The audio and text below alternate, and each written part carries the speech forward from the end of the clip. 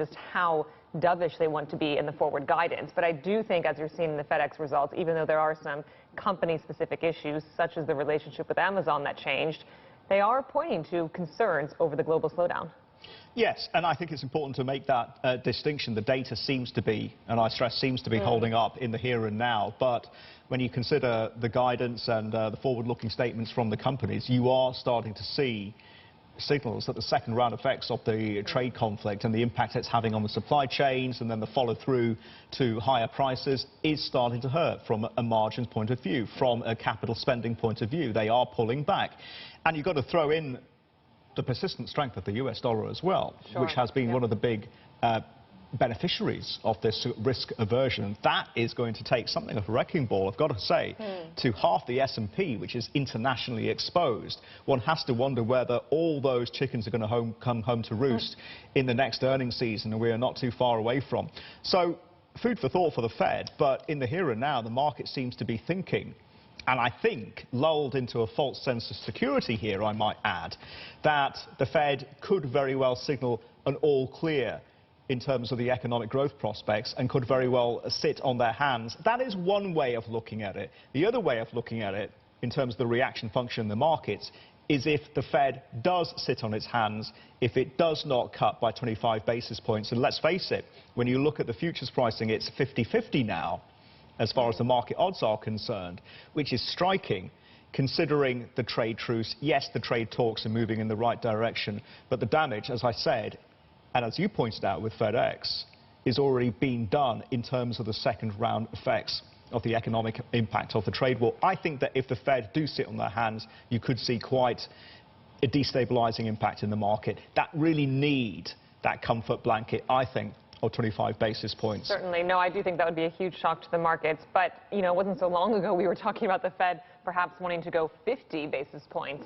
worth of cuts at this meeting. And many have said, OK, that is off the table now, in part because of the improving data and part of because of the improving sentiment around those trade talks between the U.S. and China. Sure, no meaningful progress, but certainly the rhetoric has dialed down a bit. And the fact that those next round of talks are already slated to take place has been encouraging to the market. We've seen some of that show up in the adjustment in fixed income and bonds. You're looking at U.S. Treasury yields there, too. I mean, it wasn't so long ago that 10-year yield was closer to 1.5% just last month. So there has been an adjustment, and certainly the Fed will be taking notice. And like I said, you know, we are in this new normal of ebb and flow, rally and retreat, depending on what the trade headlines throw at us, and then throw in the next big variable and the next big risk, and that is the price of oil. And let me just tie this back to Aramco. Yes, they have given us a timeline which has given some assurance to the market, and Aramco is a very technologically capable company. So there is a sense that they can restore production reasonably quickly. There are some in the market who are not so sure. Let's get that out there. But I think the geopolitical risk premium is here and here to stay, and that could be an issue as far as growth prospects moving forward. And we do know that higher prices are taxes on the consumer and will destabilize growth. Food for thought for the Fed again. It is, but again, they're going to look at NYMEX and say, below $59, when you get an attack of that magnitude. I mean, it's pretty remarkable. And I guess we have to remember that before this attack, there were just so many concerns about oversupply. So it depends on where you're coming from, right? So, and I think these comments from Saudi Aramco are reassuring. And the next big source of concern is the neighborhood, is the region and regional stability, and what is the prospect of the US and Saudi acting in coordination to retaliate against the Iranians, who they believe is the source of and the origination of the attacks. That could destabilize the region. That could be the point where we see the proxy war between the Saudis and Iran come out from a shadow war and become an outright shooting match. Let's hope it doesn't get there. No, for now the U.S. seems to be taking quite a cautious line on any form of retaliation. Then we got the risk premium spiking.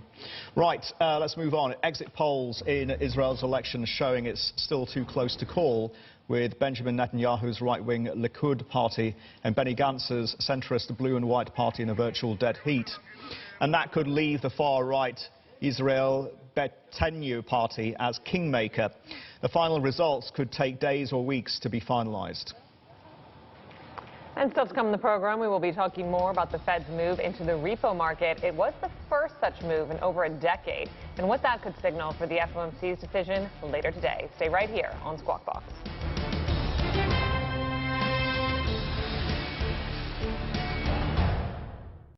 The Bond Report is brought to you by PIMCO. Morning, Asia, Australia, New Zealand. Wild ride in short-term funding markets. There's a lot of ways to observe it, but all observations sent the same signal, higher. Whether you looked at overnight U.S. dollar bond repos or general collateral repos, they all surged. There's a lot of different issues that all came together in a perfect storm. September 16th, yesterday being tax day, so there's a need for cash. Auction settlements of the $78 billion 3s, 10s, and 30s auctioned last week, and the fact that that $78 billion was accompanied by maturing securities that only amounted to a fraction, $24 billion. So there was $54 billion that needed to be made up at a time where the dollar demand was huge. Add in swaps, FX swaps.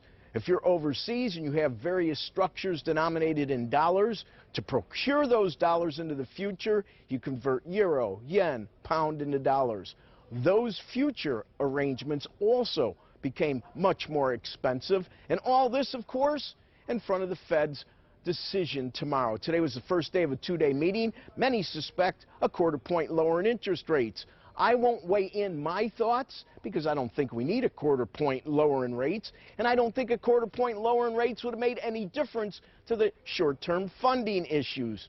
It's about liquidity, being able to get one's hands on liquidity almost instantaneously. That conversation tomorrow may be more about quantitative easing and the Fed's balance sheet. As for data today, very strong industrial production. We saw an absolute surge, and National Association of Home Builder Index, best levels of the year. And of course, as I mentioned, tomorrow we'll have the rate decision by the Fed, but it doesn't end there. We'll also have housing starts and permits. Reporting from the CME, I'm Rick Santelli, CNBC Business News, Chicago. Thank you, Rick. Let's bring in Victoria Fernandez now, Chief Market Strategist at Crossmark Global Investments, and she joins us now from Houston, Texas. Victoria, lovely to see you. Can we just start on the tightening in the short-term repo markets? What does that tell you? Does it point to funding stresses moving forward and broader credit risks, and where does it leave the Fed? I don't think it's going to have an effect on the Fed. We get their decision in less than 24 hours. And as Rick Santelli just said, this was more of a liquidity play that was happening. You had a lot of things coming due at the same time, whether that was auction payments, there were tax payments that were due. You had banks holding a lot more treasuries than they had previously. So there was a liquidity function that came into play. I don't think this is something the Fed will address unless Powell is asked at the press conference afterwards. It should not go into the decision that they're going to make on a 25 basis point rate cut. Victoria, we have seen a few strategists, including Mark Cabana over at Bank of America Merrill Lynch, though, make suggestions that this could raise questions about the Fed's ability really to control markets and to keep rates within their target. Does that give you any concern when you look at similar episodes that did precede some financial crises even? You know, it's been such a long time, Nancy, since the Fed has actually stepped in and done anything in the repo market or the overnight market. So I don't think it's something that they're going to be worried about. Yes, there was this one incident. There were some extenuating circumstances that caused that. But again, if the Fed lowers 25 basis points in their meeting, or even 50, although I think that's kind of off the table at this point, I don't see how that really helps the liquidity component in this exact circumstance. So I don't think it's going to be an issue for them, and I don't really see it as an issue going forward. Okay. Victoria, can we talk about the other Fed, the other white meat, and that is FedEx and that profit warning? Is this a shape of things to come for the broader earnings season? You know, sure, we have talked all year about how we really thought the consumer was key, and the transports are part of that. And so FedEx coming out and kind of lowering their guidance for next year causes some concern. But we have to look at some of the things that they're mentioning. The trade war was one of the top things that they mentioned for lowering that guidance. And I think we're making a little bit of progress on the trade war. Obviously, we don't have a ton of news on that right now, but we saw last week that there were some what we might call goodwill gestures coming from both the U.S. and China. We even had the Chinese media coming out with some positive notes. So if we can see those meetings later this month and in October have some positive results, then maybe some of these issues that companies like FedEx are talking about and lowering their guidance because of that, maybe that comes back a little bit and we have more of a positive outlook. Victoria, what are you doing in terms of your investments? I mean, is it the time to stay invested in equities given this backdrop, fears of a global slowdown, but also hope that the Fed can help offset some of that downturn? Because really, when you look at the S&P 500, still less than 1% away from a record high. That's exactly right. And, you know, we try to talk to our clients and tell them you can't ignore the headlines that are out there, but we try to look through the headlines. We are longer-term investors. We're looking at longer-term financial goals. So we are staying invested at this point in equities and in fixed income for those clients. We're not taking a large cash position. What we try to do is find companies that we think have had a pullback that has some upside potential going forward. Lennar, the home builder, is actually a name that we added in the last couple of weeks. Mortgage rates have been low, and even with the move higher in the U.S. 10-year, we've gone, I think, about 45 basis points this month. Mortgage rates have only gone up about 9 basis points. So we think there's some potential there. We've got more housing numbers coming out the rest of this week. So that's a name that we have recently added. Okay. Do you want to be giving the banks another look, Victoria, since curve is re-steepening at the back end? Sure, and you know, we saw that earlier with the flattening of the curve. One of the things that we were saying to our clients, don't be so concerned about the recession fears because of the way that the curve was flattening. And now we're seeing the back end moving higher. We're seeing inflation numbers move a little bit higher. We're about 9 basis points now on that 2 to 10 year. I think that's positive for the banks. We've seen them pull back a little bit lately just because of the volatility in the market. But I think with the Fed lowering probably 25 basis points at this meeting, and continuing to see the back end move higher, banks are not a bad place to be. Victoria, we'll leave it there then. Thank you so much for joining us. We appreciate your time. That is Victoria Fernandez from Crossmark Global Investments. And still coming up here on Squawk Box, we wait for WeWork. The office-sharing giant delaying IPO plans after market expectations for a listing this month. We'll tell you more after the short break.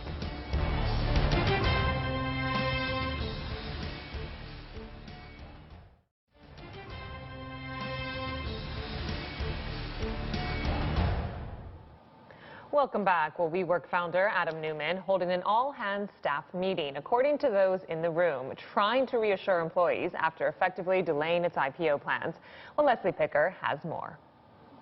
WeWork is now we wait. Sources saying there's no plan to start an IPO roadshow to drum up demand for the offering. The company saying in a statement, though, that it still expects to debut this year. Rarely, though, do you see a deal bathed in this much controversy. Investors balked at what they deemed too lofty of a valuation, even if WeWork were to float at 1/3 the $47 billion level that SoftBank invested privately. Former Twitter COO Adam Bain spoke earlier about the valuation issue. I think that, you know, when investors took a step back and looked at you're paying for a huge amount of growth at WeWork, which it's certainly delivering on, but it looks like they're pouring money into the funnel and not getting it out in terms of returns yet.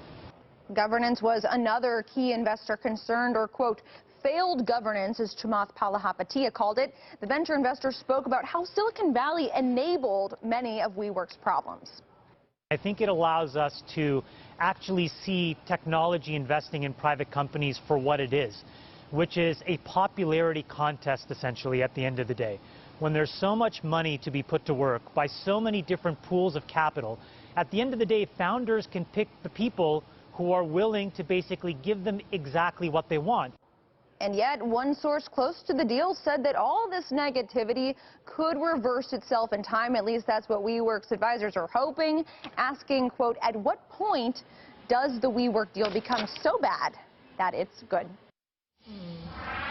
And AB InBev gaining 1.3% overnight after announcing it will make a second attempt to list its Asian assets in Hong Kong. But it's now looking to raise just $6.6 billion, about a third less than before, with a range of 27 to 30 Hong Kong dollars. That is assuming it sells the Budweiser brewing company pulled its IPO plans in July due to market conditions. This time, though, Bud has Singapore Sovereign Wealth Fund GIC as a cornerstone investor. Still, the listing comes at a time of great unrest in Hong Kong. We cannot deny it's a volatile, challenging position today here in Hong Kong. It's a challenging environment. At the same time, we believe that as an Asia champion, we want to be based in Asia. Right? And when we look at what that means for us, we believe Hong Kong is the best financial center for us in Asia to do the listing. We believe there is a very strong foundation. We believe that there is a very bright future for Hong Kong as a financial center. So it's almost like jumping into a cold swimming pool, isn't it?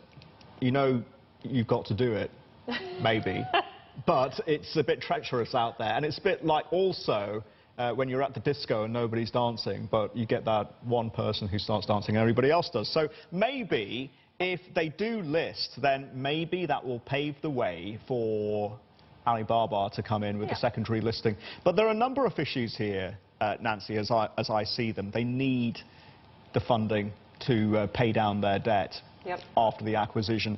And look, if this is successful, and there's no reason to doubt the fundamentals, and we all like our beers here and our tiffles in Asia, and it's a growing market, and you know, it could spark off a wave of consolidation and M&A. Apparently, the company AB InBev is sniffing around Philippines and San Miguel and some other beverage companies. Yeah, and I do think the fact that it's a smaller amount that they are raising, targeted, as you point out, to the Asia-Pacific region. And keep in mind, it comes after they decided to sell their Australian unit, which apparently people were worried about when they were going to list the first time around. So the assumption here is that now that they've managed to strike a deal to sell the Australian unit, that AB InBev may be able to fetch a better valuation for this portion of their listing. So that's something to watch. And you know what happens when you do jump in a cold pool, Sri? It gets warmer. I mean, you know when you try to go in slowly and you creep in and it feels so cold, but once you're fully in, it gets warmer. So perhaps once they take the plunge, others will say, hey, this isn't so bad. But it must be good news for Hong Kong. You've got to keep moving, though. You've got to be active. You've got to keep swimming. It must be good news for Hong Kong, though, because they've obviously been worried about a flight of IPOs in this environment going away from the exchange. So this could be a good litmus test once again. But they need it. They need it. They definitely need it. And a different look at IPOs. I mean, the WeWork story I find fascinating, and it does make me almost wonder if other big startups are looking at this and saying, okay, maybe we want to pause on our IPO ambitions as well. It's almost as if, you know, back in the day, doing an IPO was seen as a real distinction and honor. It's almost as if you had made it. And now these companies are saying there's so much private money sloshing around out there. We're better off just raising privately than having to face the scrutiny in the public market. Yes, and I think the thing with WeWork is that, I mean, I get it, that market conditions have been quite turbulent and volatile, and you want to, you know, timing is everything. And you want to really just maximize demand for the issue. But WeWork, I've got to say, they've got a lot of in-house idiosyncratic issues that they need to iron out before they come to market, not least of all corporate governance. Yeah, and it raises questions as to why the private investors weren't raising some alarm bells as well when they were putting money in, including Masayoshi Son. But we continue to watch the story. In the meantime, coming up, we'll take another look at the action in Israel, where the second election in a year is still yet to produce any clear results. We'll talk about the significance of the polls on the broader Middle East. Stay right here on Squawk Box.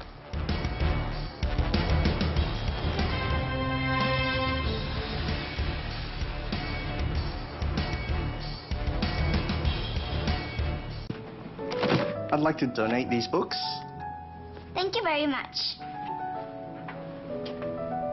Where'd you get that book? A man donated it.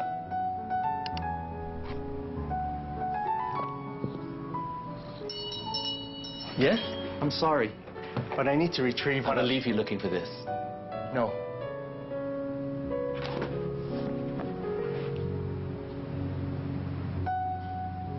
Thank you so much. Return the book.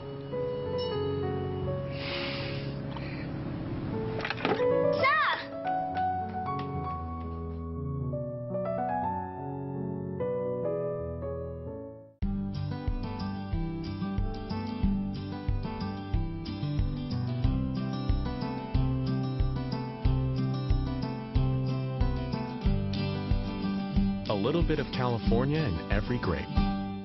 With our job series at CNBC, we're able to get you rare behind-the-scenes access. We've trained with Secret Service and Border Patrol. We went to the country's largest naval shipbuilder. We've looked at jobs in the marijuana industry. We're showing you where you can get hired.